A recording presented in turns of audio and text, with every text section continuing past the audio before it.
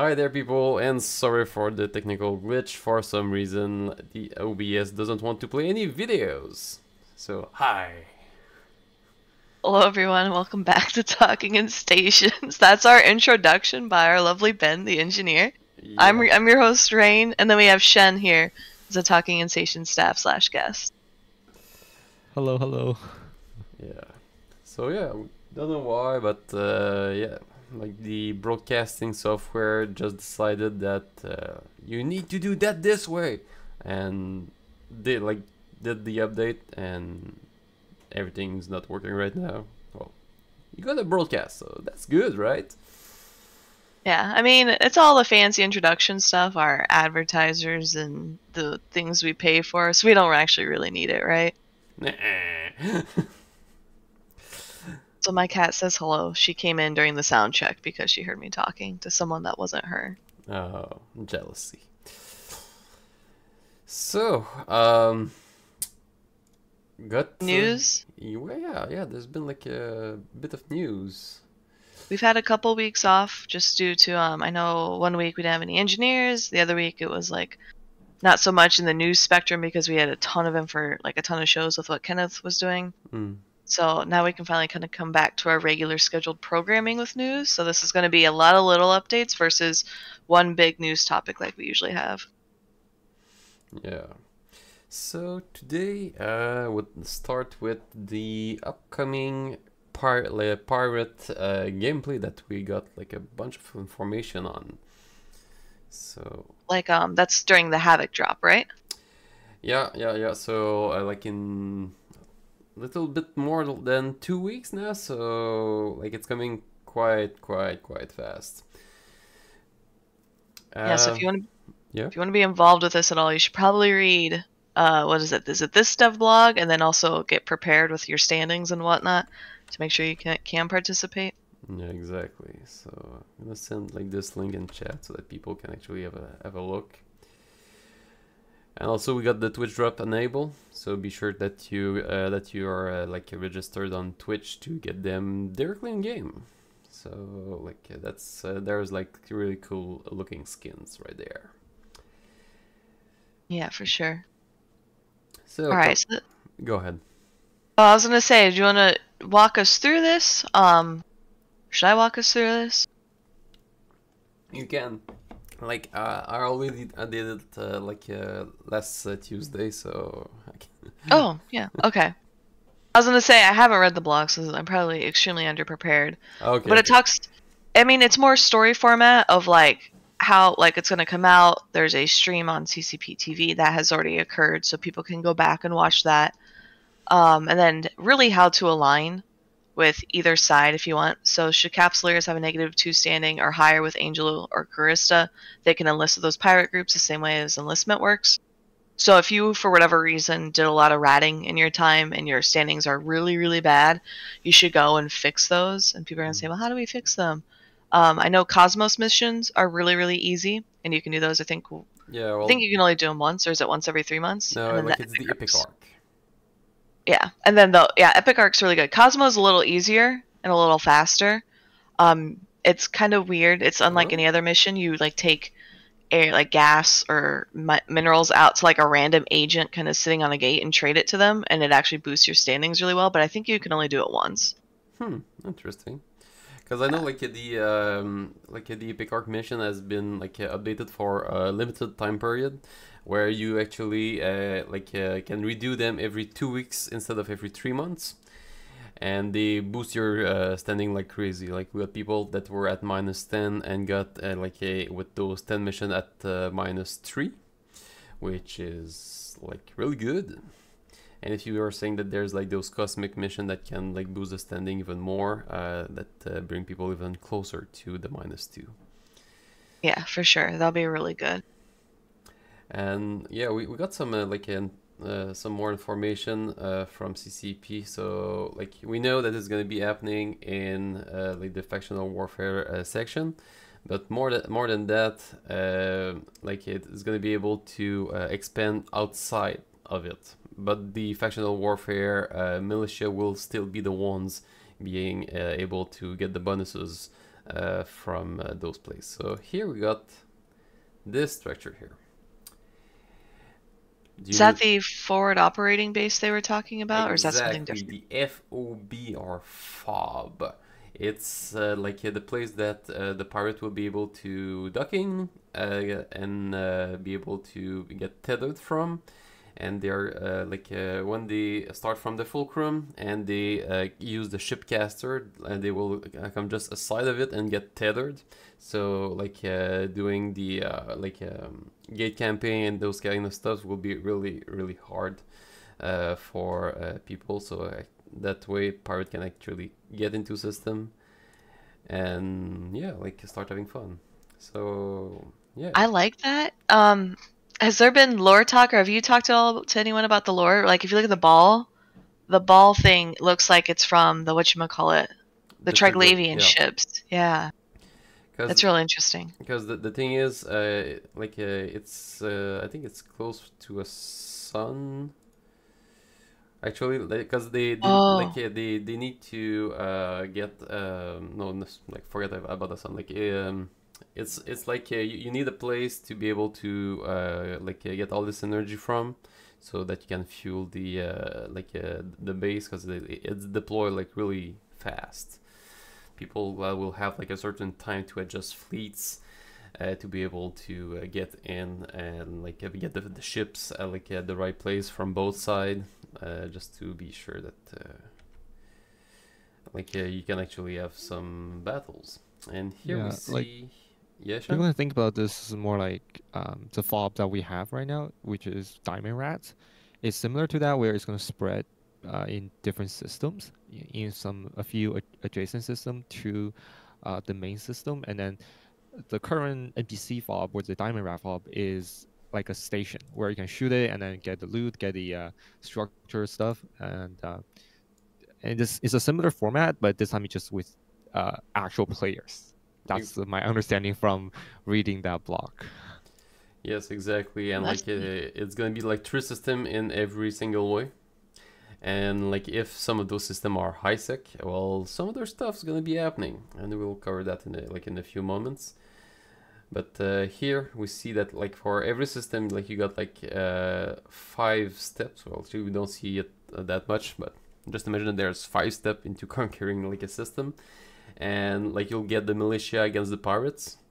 And the one that conquers the fastest, well, gets the system. And in every single step, there's a big bonus for the faction that can complete the steps. If you're in the militia, you can get longer range for your scrambles and webs. There's enforce a better how do you call that? Not loot drops, but it's you get paid more by Concord and the militia for bounty. Bounty. Thank you. You get better bounties and so on and so forth. And at some point at level 5, the gate guns it becomes really really really powerful. And yeah, the non-law abiding citizens get it really really hard. On the other hand, if you're a pirate and that you succeed to get it to level 5 and that the system is already low sec, well, this low sec system will be able to be using any kind of bubbles, but also bombs and other things like that. So those low sec system will feel way more like null sec and wormholes. That actually looks amazing. I've heard of players talking I think when the Triglavian stuff first came out, that's what players kind of thought it would be, of you could flip a system or sway the system, and this is a little less permanent and a little more involved with what the players want, and I'm really really excited for this. Yeah, because one of the thing is with the this pirate factional warfare thingy is they want it to be temporary, so that there's a winner and there's a loser, and after that the system go back into its original state with a few details that we'll discuss too. But basically, the idea here is when you're a good pirate, you want to like harvest systems to get like some of its riches, and after that, you need to like let it grow again, like a field that doesn't need like you cannot like always be there because like the resources like won't grow. So you need to go around and get like resources from elsewhere. So that's the idea. Winner, loser, and like the pirates won't stay there for, like forever. So there's a time limit for pirate occupancy. So even if we go into Isaac with the pirates insurgencies, like those effects won't last. Speaking So of, yeah. I was gonna say, do the NPCs pick the systems, or can players be like, yeah, I want Jita to be like low sec or null sec? Yeah, well, the like the forward operating bases will be from lowsec, and like this Oh, initial point, like it will be decided by like the NPC. But from there, if like we're all always pushing in the same direction, and like every time you conquer a system, you got like two more system in, like in another direction. Well, maybe it's doable to reach Jita.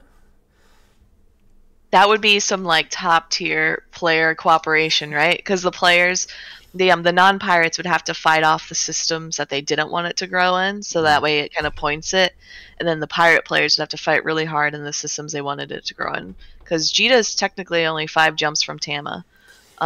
Yeah, but That's the closest low sex system, I think. I'm like yeah, 99% sure. but what I know as of now is like most of the let's say more serious groups that want to get into pirate warfare, most are going angels.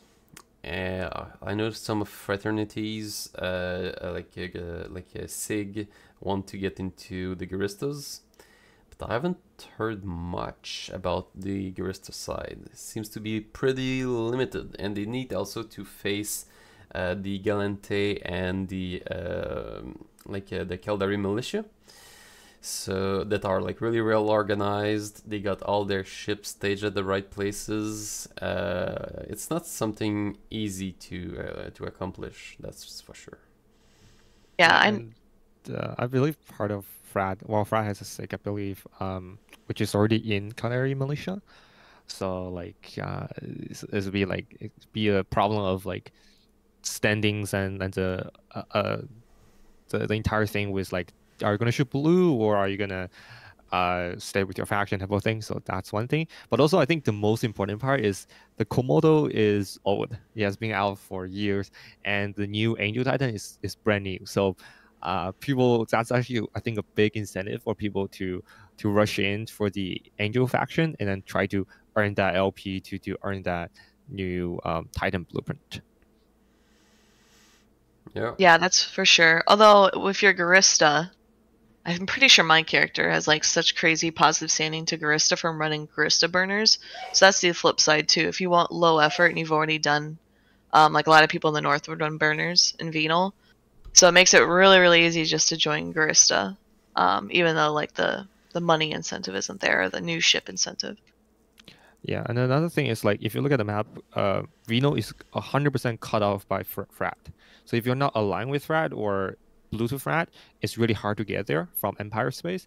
But I believe Curse is pretty easy to get to when compared to Reno, right? Like there are system that's like just takes a few jumps from Empire space and then can get straight to there, and then it's much more open as well, and it can connect to much more areas with the SED agreement right now. It's wait, is it SEA? Yeah, SEA agreement that there hasn't been a block that's 100% cut off the entire curse area. Maybe things will change until like next year when the agreement expires. But as of right now, it's still a bunch of small alliances, which means that they don't have that much of coordination to gate cam to cut people off from going in and out of curse. Yeah, that makes sense then too.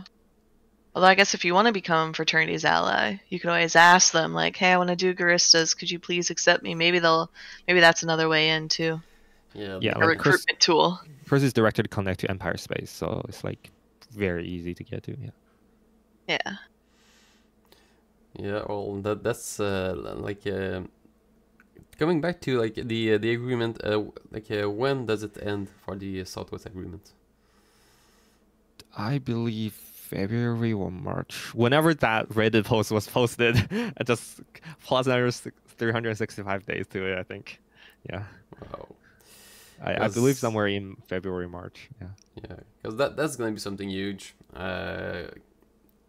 Like I know from experience how hard it is to try to make your make your place in nullsec as a small entity, and not having this deal, well, won't be easy for those people. That's for sure. Because like once that's done, we'll see some like a lot of like a bid block that will just go there and well either recruit them or destroy them. Yeah, to my surprise, there hasn't been a big block formed by all those small alliances, which is really good. Like that was the intention of the entire agreement. But yeah, like I was actually kind of expecting like there to be like a giant block of things kind of formed up, but like apparently not. Yeah, well, maybe like on the date they're gonna like form the like a block with themselves and maybe with some other blocks. Like I know that RMC like in Providence is taking some stations down right now. So maybe like they're like Probably isn't part of that agreement, I think. no, but Fire like the didn't. allies that they can get there would Yeah. be Yeah. substantial. Yeah, fire. It was a former fire space. So probably wasn't part of that, I believe. Yeah. So it's like Scouting Pass, Cache, Insmother, Detroit. Yeah, those places. Yeah. Yes, but like Yeah. the ones that have been pushed out by fire and fire not being there is RMC. RMC being in Providence right now and being not into like this Southwest agreement, couldn't get into it like on that date, and they could have like some interesting force. Yeah, for sure. Yeah. Okay, coming back to parity stuff. This will be able to go into high sec. Let's say that the insurgents. Oops, sorry. Man, Ben, I thought you were gonna segue. I thought you were gonna segue into the fighting in the south to then also the fighting that we've seen in the north. I've seen the fighting in the north. How can I say that? Wormholer. You don't care about any of the fighting. That cracks me up. No, sorry, go on. This stuff's really interesting to me because it's so new. We'll come back to that after that. I'll just want to like for the high sec dweller understand what like those insurgents gonna mean for them. Then yeah, after that, let's go into this thing. For like, let's say that the insurgents get into a high sec system, and let's say that this high sec system happens to be between Amor and Jita, and it gets like level 5 with the pirates. It won't, let's say, enable bubbles, but instead, when it's from high sec, it like when you destroy a ship in high sec, you will get like a suspect timer instead of a criminal one. Meaning that no way. Oh yeah. Nice. Okay. Meaning that the like the pirates will be able to attack anything on that road. Well, for example, without getting Concord, unless they touch the capsule. The capsule is getting them like a criminal timer. So that's the only thing that should not be touched if you want to like keep your profit, your margin high. But yeah, those people that are not aware of this new mechanic coming up in a little bit more than 2 weeks might have lots of surprises, because I know that I'm quite interested into the cargo of some of those freighter that are just doing their autopilot stuff on this road. So when it has this temporary security adjustment, does that reflect in things like autopilot? So if you do autopilot safest, will it still show this one, or will it readjust to say, okay, this one's temporarily 0.5, let's go to the higher one? That's a really good question. I do not have the answer. Another thing that I think I don't recall that they mentioned is Sino, because I can see a big incentive for especially null sec groups for logistic reasons to push some system to low sec, so that it'll be a much straightforward route for jump freighters to come down. No, it's not CCP didn't say that it was going that far. They were they only spoke about the criminal and the suspect timers that will be affected. Because aside from that, it would be like a how can I say that, quite something to mess with, because you could get like capitals in and everything, and once capitals in high sec would be quite something. So because it's gonna revert back to the a high sec after a while, and yeah, I don't think CCP wants to go there. So don't think Sinos would be. There's a lot of question about caps, sinos, and the whole low sec gameplay. So low sec to null sec isn't that big of a jump, I would say, that compared to high sec to low sec. That's a whole different area. Well, low sec to high sec. I know that there's a lot of low sec dweller that when they get into wormholes and see bubbles, they're like, what? And whoops. Oh wow. Yeah, people get very confused very fast. Yeah, so yeah, bubbles can be quite something for people that are not used to it. So you wanted to speak about the something happened in the north? Yeah, it feels like we've been talking about this fight in the north for like 2 years. Maybe my time's all off. But yeah, there's been fighting in the north. So we've seen, I think over the weekend, a couple iHubs flipping. So in the past, there'd be big fights, usually over iHubs, over structures, etc. But I think now we're finally starting to see actual SOV moving hands. And I think that's pretty important to talk about. I don't have all the details. But I know some stuff flipped yesterday, and so people should watch for today because more iHubs are coming out. But we might start seeing actual progress in the north, so maybe I should take a step back. So for context, I mentioned the 2 years because it felt like forever ago. It felt like at the end of World War B2/Vietnam. Fraternity moved to the north, Brave moved to the north. And then Fraternity was like, hey, Brave and Volta, I'm going to take your space or something along those lines. So they teamed up. And now we have B2, and they've been essentially, for as far as I know, fighting for the past couple years. So they've been going back and forth. It felt like a lot of posturing and fights, but nothing really substantial. And that's mostly because of the fact, one, time zones, they operate in different time zones. But two, moving, I think, important capital ships across the regional gates was really rather risky and tedious, and obviously players hate risk. So I think now we're finally starting to see movement back and forth. Because I think at one point Fraternity had made a move and then they got pushed back. Or Brave made a move and then they got pushed back. Was it in Declan? Yes, that sounds right. I think that's where we saw iHubs flipping. Yeah, there's been a few, yeah. So everything changed in the last 48 hours. See that those must be the one that you were speaking about, fraternities that lost those here. So I'm guessing we're gonna see some stuff kind of accelerate or get better. Because I don't know.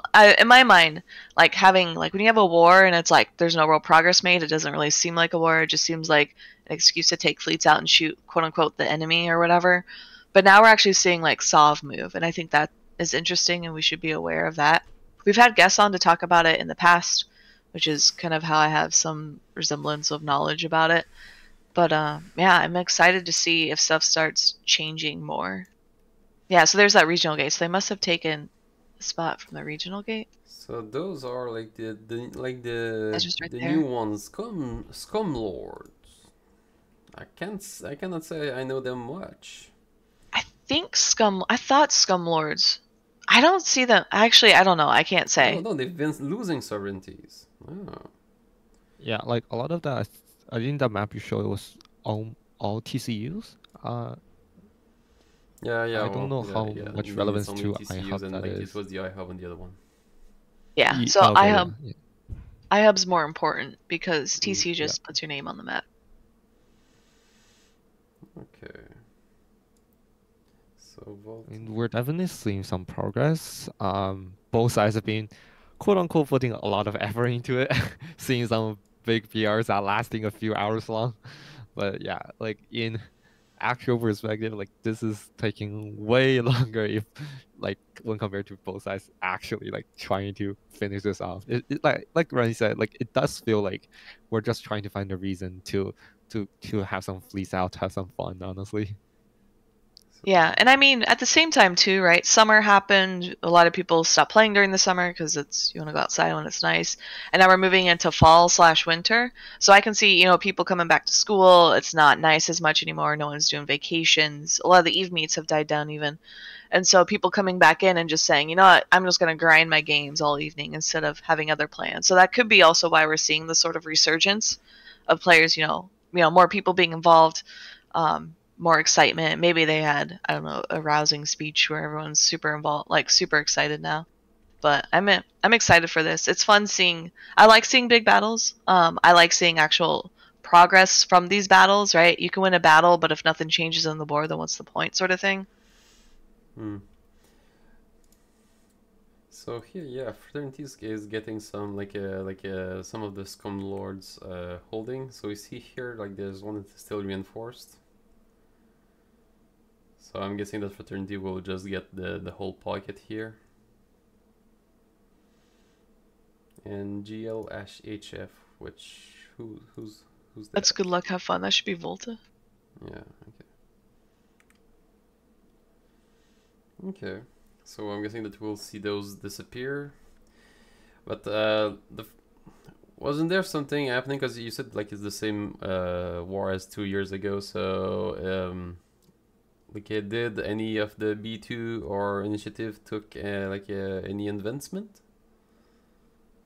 That I don't know. As far as I know, because I thought in the past there was some advancement. Like I think at one point B2 killed like a fraternity keepstar. If I remember correctly, I could be totally misremembering about a keepstar that had died. But yeah, it felt like normally when you destroy a keepstar, it means like you're kind of gaining advantage in that area. And I wonder if it was just they killed it to get rid of it, like a roach motel, and then are just keeping control of the system. Wait a minute. So those are bundle logs and pure blind.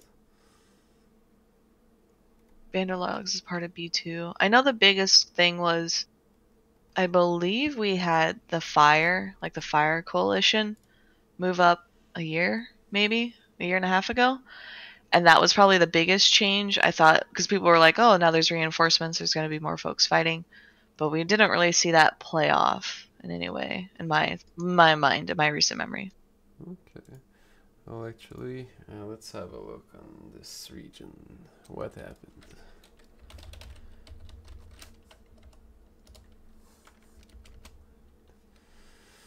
So, purblind. Lots of involvement with Fraternity, Pandemic Horde, Brave, Northern Coalition. Okay, so all the same side. So that's like Fraternity and Friends, let's say, that are taking space there. Am I reading that correctly? Maybe. I'm really bad at using dotland, so. Okay. So it's vulnerable, this one is reinforced, and if I just have a look here on Z-kill of the region, the top alliances, Fraternity, Pandemic Horde, are like the two big one here. Then you I can't see your Z kill. Oh, There we go. was close enough but did not stack. Okay, so yeah, Fraternity, Pandemic Horde. Here you got the Northern Coalition, Synergy of Steel. I don't know if they are That's on fire. B2 side now. That's fire, yeah. The on B2 side then. Yeah, yeah. Okay, so we see that like most number goes toward like fraternities and friends. So I'm guessing that what we're seeing in this here, it's fraternity taking space. Because renters, you know, seems like the perfect way to go. Yeah. Hmm? Yeah, I mean, it's pretty much Pure Blind is one of the main fighting places, at least before, a few months before. But yeah, it's it's just still like we haven't seen those kind of big um, super fighting yet up in the north. But this war has been like one of the things I like actually about this war compared to previous or like other wars is like people are committing capitals more often than I've seen beforehand. Like we have seen dreads and stuff like that used a bit more often than let's say fighting the south, the ones that I always go to, which is something that's kind of rare to see, but at the same time, uh, it's like you there's like it's getting easier and easier to make them. So I guess we're gonna see that more and more often, and hopefully, with the SEA thing over by like next year, it'll be like more bigger battles in the south as well. But yeah, one part I really like about North. Yeah. So I think I was gonna say if we see how the rest of the fights play out this weekend too, we could probably talk about more of this next weekend. Hopefully, we can get a guest or two on. Yeah, because I Some of the won't be the fights one and talking strategy. about that. You want to talk about big battles in nullsec, Ben? I don't get it. I'm not there anymore. Not there anymore. Really like wormholes being all over the place. Like just like be like making some surprises for like those people that don't know that we're there. Cloak in the Tengu, like just making a surprise. People are like surprise, right? So I'm there to offer them. Yeah, for sure. So, anything else happening in nullsec? Those are the things I remember that's really discussed. Yeah. There's a lot of propaganda stuff, but I don't really care to talk about propaganda. Sometimes they're Unless it's like funny. I fun. do remember that. Yeah, unless it's a funny meme or like poster or something, then I'll talk about it. But I haven't seen those in a while. It feels like. Yeah. Okay. So, what do we got? Yeah. Here I'm posting a link to a BR. Where?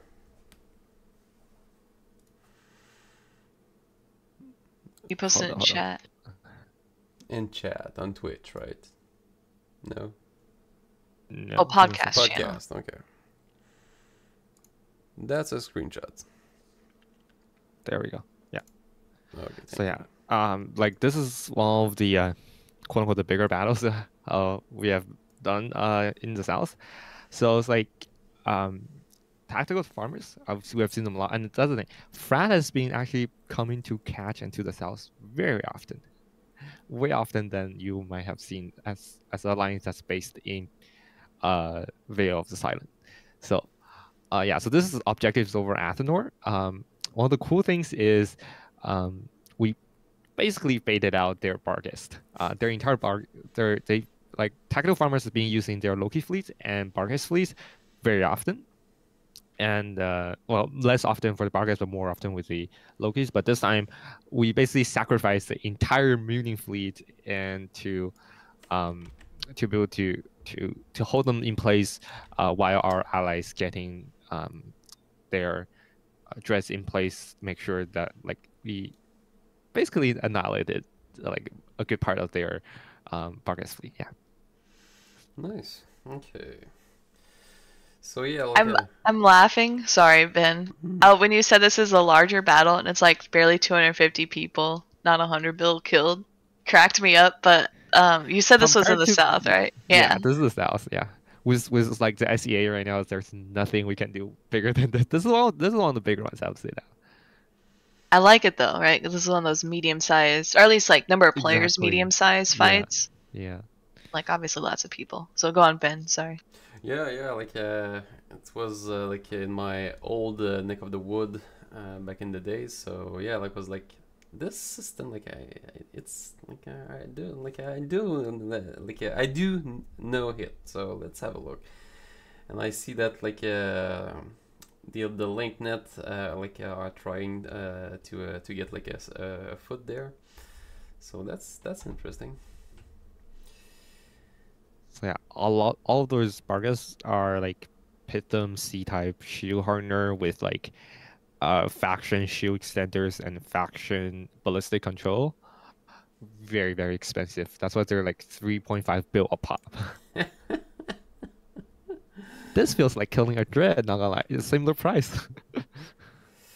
Yeah, what's the That's impressive. Wow. range on those things? Like this feels like a wormhole fit, not gonna lie. Like elite low sec for wormhole, that's what I call it. Well, But yeah. actually, that in a black hole wormhole would be just crazy. Like something like 300 kilometers range or something like that. Yeah. But yeah, we got them hold down and then the dreads spot them very quickly, I believe. Yeah, yeah. With the Vindicator especially. Vindicator has a 90% web bonus. Mm-hmm. So when you hold down, the dreads can track them up with no problem. Yeah, but like they should have the upper end on range though. That's why we need to hold them down. And basically the key part of getting down Bargas fleet is make sure you tackle them down and make sure your Sino is in place, ready to go at any time. What's the speed of those Barghest? Ooh, I don't really know, but like it's X type micro drive with a nano at in the low, so that's be really fast, especially also Bargas too. But yeah. That's a nice fit. Yonk. Yeah. Are you saving that? No. They didn't have a micro jump drive. That's I guess one thing they could have get away, but like at the same time, uh, it's very hard with those things. Nice. Oh, well.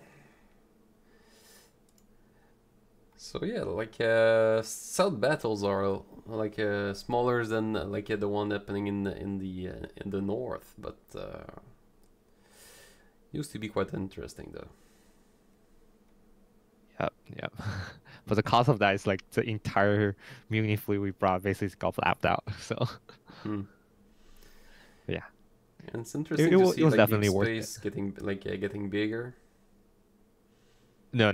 We are like this is helping our allies, and also a good thing about this battle is that this battle happened during the Christmas event, which means that except for the ship itself, a good part of the fit of the 3.5 billion Bargas actually dropped. So yeah, very Yeah, very juicy drops. that's actually really good. That's a lot of Barghest and Lokis. Yeah, like 3.5 billion Bargas dropped like 2 billion, and the Lokis are also very expensive too. Okay, that's a Logi Loki. I love Logi Lokis. They're so much fun. Yes, indeed. Yes, indeed. Broadsword and this one here. No, didn't click on the right thing. Sorry. Yeah, Tactical Farmers has been active in the south for a while Yeah, now. Logi Lokis. Been finding them for a good amount of time.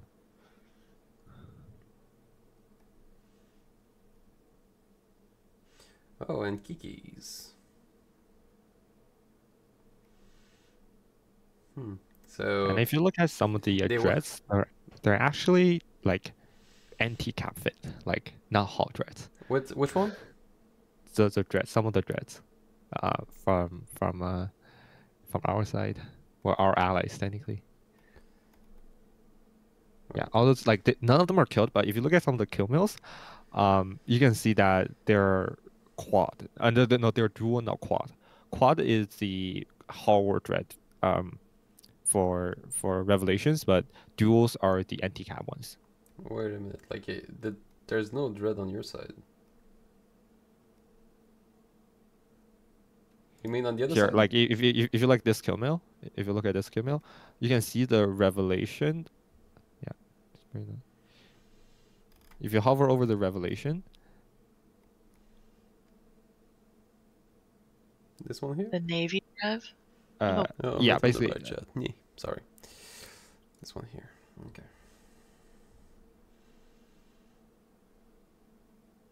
yeah. So if you look at, if you hover over that, yeah, that's a dual giga pulse laser. I believe that one is the anti cap one, the one they use for dread bomb.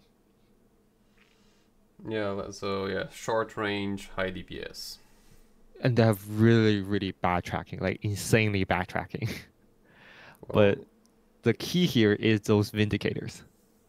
Like I said, like those vindicators give 90% web, means that they're holding place, they're not going anywhere with those.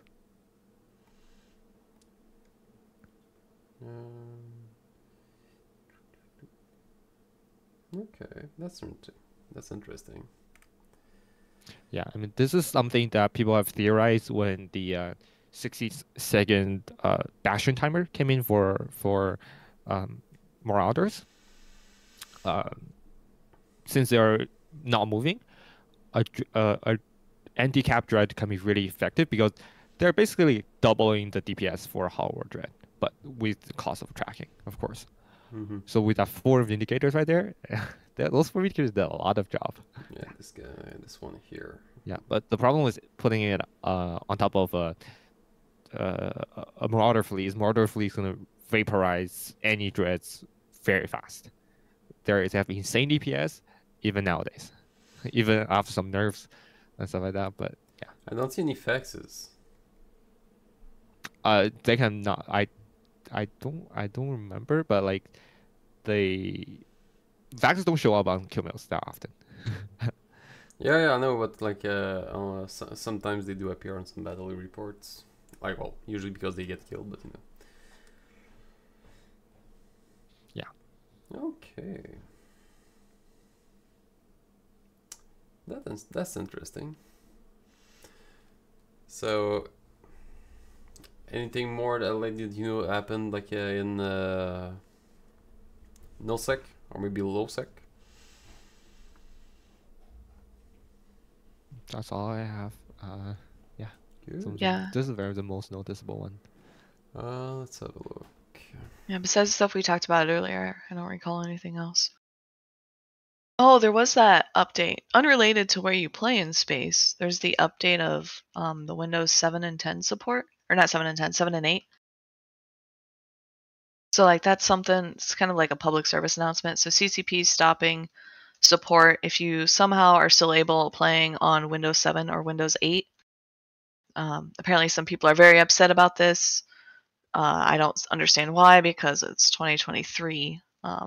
Yeah, Windows doesn't support those operating systems, so you should not be using them. As an IT person, definitely don't be using them. So make sure you upgrade. I believe it's free. Wasn't it free to upgrade to 10 or 11 now? So you should be able to do that.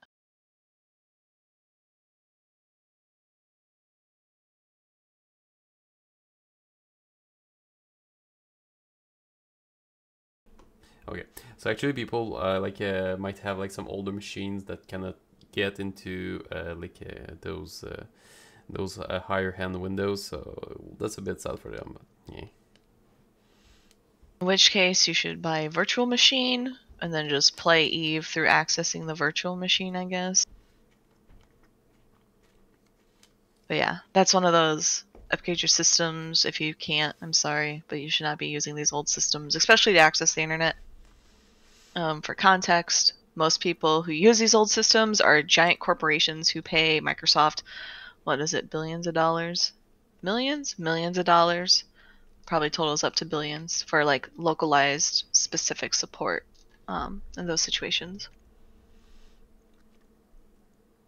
Yeah, so if you're one of those and you want to keep playing Eve, well, you got a few solutions from Rain.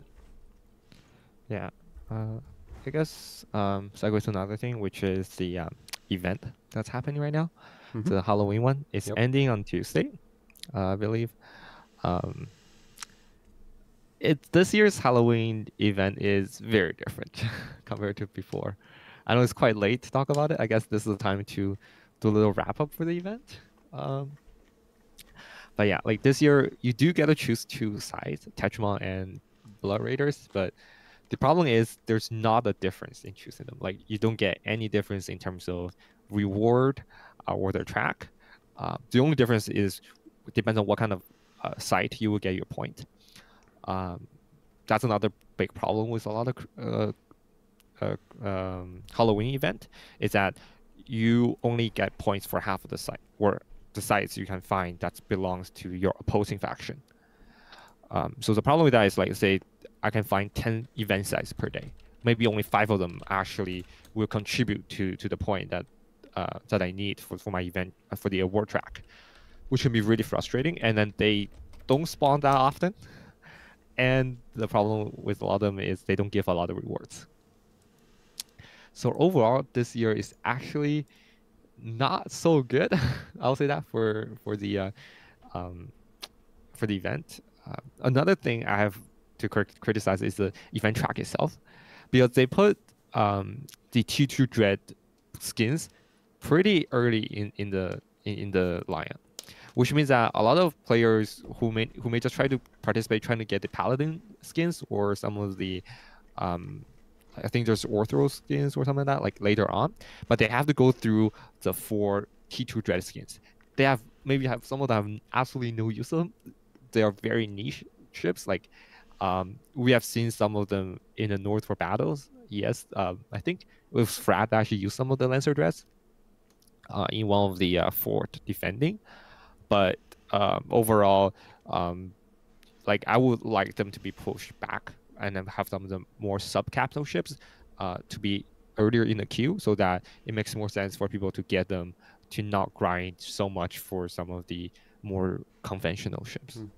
Yeah, I'll have to agree with you concerning like the event. There was something about it. Like this year, we only did like one evening of it, my people in Sorry, and after that, like there was like no interest. Like it was only like skins and boosters. So like the reward of those were not interesting for everything that has to do with the PVE section. For the exploration sites, quite the same stuff. So Yeah, the only thing that was interesting concerning this event was the 90% drops. yep, for sure. And Yeah, for like everything that's to do with PVE and PvP, like they did not get our attention. Like really not. Like the prices, the doing of the PVE sites were just not fun. is every other events like this is very average Halloween event difficulty, I would say, in terms of the power level. So it's actually not that hard, but yeah, it's actually pretty boring because like it's the same amount of rats over and over again. It is a longer time period, which can somewhat justify the long reward track to 900 points. But at the same time, it almost felt like since we said before, right? Like this is the first what I would call like the traditional events, like towards the events that happens year over year. The reason for that, CCP said, is they don't want diverge their staff's attention or basically the dev's time or our attention to the year-on-year events, but more towards the ongoing storyline. This felt like that. Like it felt like CCP trying to tell us this is just something we give it to you, as you have asked from the previous, like happens every year, something very important. But we want you to focus on the event, because going along with this event, there's actually the Zarzak event, the Zarzak trading event as well, to get the Mamba and the new Angel destroyers. So it almost felt like CCP trying to say like you don't have to try hard on this one, just go for the other event that's quote unquote more important to the storyline and more important to the arc as well. That's the other like thing. It's not more important to the story arc. Like the expansion will still come out on the 14th if you do something or not. So that's another thing, Yeah. like because we did some of those drifter hives that you need to just grind them again and again and again and again and again. And once you understand how it's done, um, it's just the same thing all over again. So maybe it's the PVE section that I've just been like really tired of always doing the same thing, or so maybe like something more generalized, because I know maybe I'm the one like affecting my people concerning that that content, that after like a few fleets I'm like, eh. Do we have like some nice connection so that we can actually do some PvP, because that's actually more interesting. Yeah. I one thing though, I really hope that this year's Christmas event will be so much better than this one. Like this is kind of felt like a letdown, to be honest, compared to previous year's Halloween event.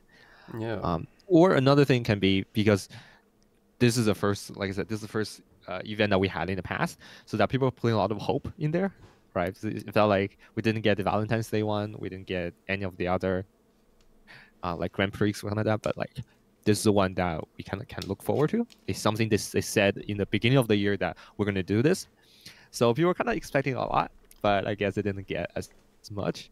But yeah, like I hope the Christmas one will be way better, just like every other Christmas ones. Um, like this is an opportunity for a lot of new players to make a lot of ISK, and also for a lot of old players to really grind the skins, grind the event stuff, the skins and the points, and also the filaments. Um, so like people actually, I've heard people who just train into a Chronos just for the event, right? So Mm. and generally speaking, the Christmas one can be safer as well, because with the Crimson Harvest, you have to go through gates, gate by gate. There are 3 rooms in total. Oh, well, if you count the initial one, so there are 2 rooms after the gates.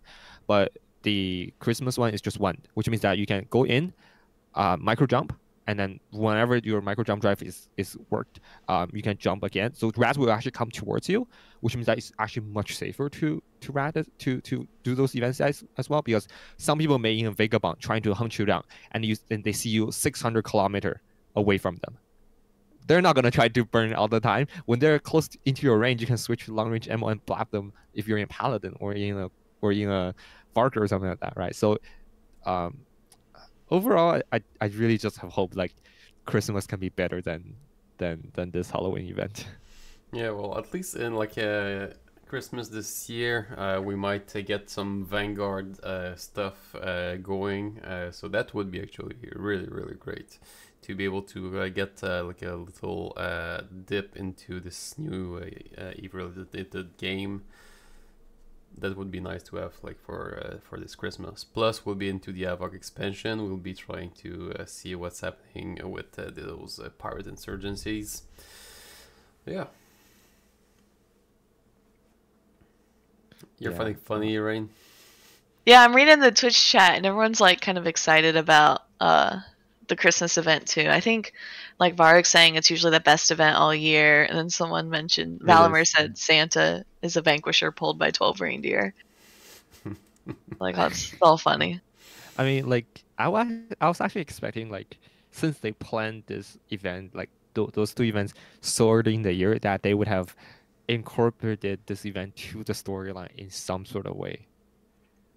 But I guess the fact that this is Blood Raider and the other one Essential hosting, that it has little to do with Angel or Gristas, right? So it's kind of hard for them that they chose this too. Like, it would be easier, I guess, earlier in the year if they had the Valentine's Day, right? The one that's usually done by Serpentis Angels. and Angel, right? So there's some sort of Angel involvement at least in that one. So yeah, Which one do Then we the get? Easter event is Garista too. Garissa, Easter. yeah, Eastern, yeah. Yeah, because Eastern, on the overlay that we saw that CCP posted, when you have to choose like your pirate faction, there's a lot of room for other pirates. So I'm guessing that they might like on the roadmap, if there's like another expansion next year, let's say about like June, that they might do something with the events, like the pirate event that goes there. But Yeah, I just hope next year things will go back to normal. what do you mean This normal? I seem the events we always get every year. That's been going on for 4 or 5 years, I think, or Oh 3 or 4 years. Like this year is the first year that they stopped. There was like a 4 or 5 year streak or 3 4 year streak, and this was like we're gonna focus on the storyline. So nope, we're not gonna give you guys this stuff. So I had all those like ships ready for like the Easter event. Yeah, the Easter one, the Valentine's Day one, and everything. It's like nope, you're not gonna do those. Kind of sad. Like even this year's Empire Days event is like not that big as well. Usually Yeah. of the four, one of the four will be a big like event like the other ones where like there will be combat size, scanning size, all stuff. Like last year I believe was the Mimitar one. But like nothing this year. Just sales plus is there even login rewards? I don't remember. For which one? I don't remember either. For the Empire Days. No. Yeah, so it's just sales. For CCP just sales. Yeah. Which is All a right. bit weird when you think that they push like professional warfare that much, and like they haven't done like anything concerning that. Like I mean like for the Union Day, like you don't. Well, actually, yeah, we did have stuff for the Union Day this year, Did we? but for the Amor, I don't remember anything. I remember they released the video. Chat? Was it this year or last year?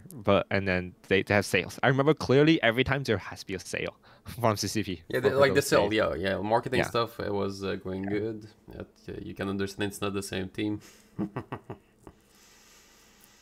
Yeah, it's understandable, but at the same time, maybe a bit more effort, please. Yeah. We'll see what they have for this year too. I know their focus is on Havoc, the big expansion. We are coming up at the top of the hour. Do we want to wrap up here? Did anyone have any topics we haven't covered yet? No, I'll keep a few for DCCC this week. All right. What about you, Shen? Anything? Do you want shoutouts? That I guess. Well, we mentioned the new Titans. Like the new Titans, the new ships coming out, also in the new expansion along with the Pirate Insurgencies. It'll be interesting to actually see how the Titan, especially like they actually in that block, they had a new one for the ships. They mentioned how the new Angel Titan will fit into the Angel meta, but it's like it's so expensive, and at the same time, it's meant for like nano hunting, right? Which is extremely niche. There's only like one guy that's on YouTube, right? That Ragnarok guy is gonna upgrade to this. I feel like, so yeah, it'll be interesting to see. Like, of course, it's gonna be a big toy, right? It's gonna be a big toy for everyone. Oh yeah, and also, I guess Hobolites. We're allowed to mention Hobolites, right? Yeah. Yeah. So, on there's a huge reduction for materials for Faction Titan, which means that like the one that got backstabbed the most is the Vanquisher, because Vanquisher used to be known for its material cost, right? And now the material cost is the same for everything, except for the fact that it needs a Serpentis capital microprocessor or something like that for all Serpentis capitals, in fact. So, but the amount of that needed is also significantly reduced from Hobo Leaks, which means that the BBC price is going to go up because there's more demand. But at the same time, the overall price will go down because just judging by the amount of material that's going to be deducted from the leaks. But yeah.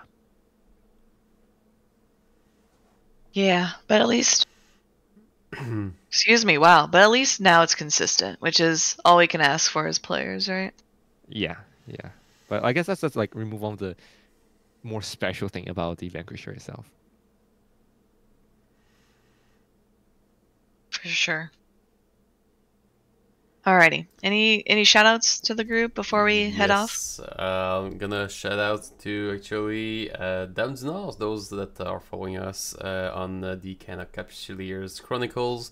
So this week will be the first of her podcasts that she's been working on for the last few weeks, months maybe.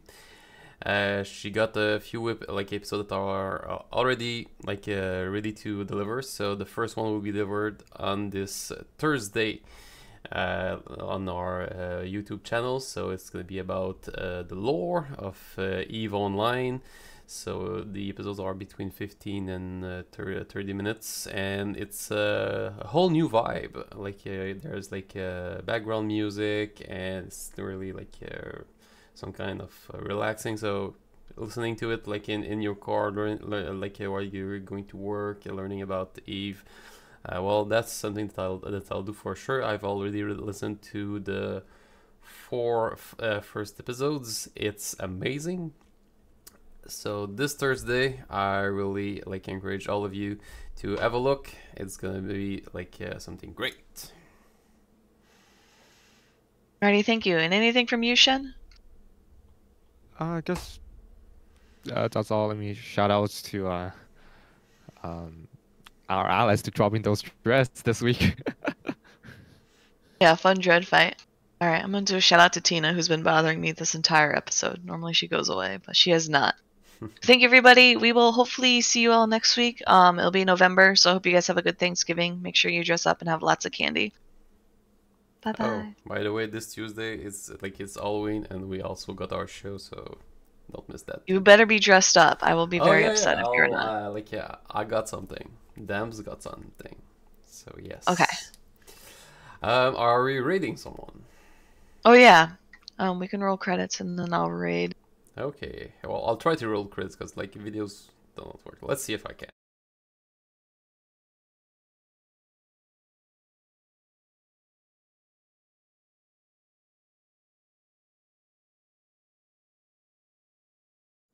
Not working, so you got a little bit more of us while we do this rating.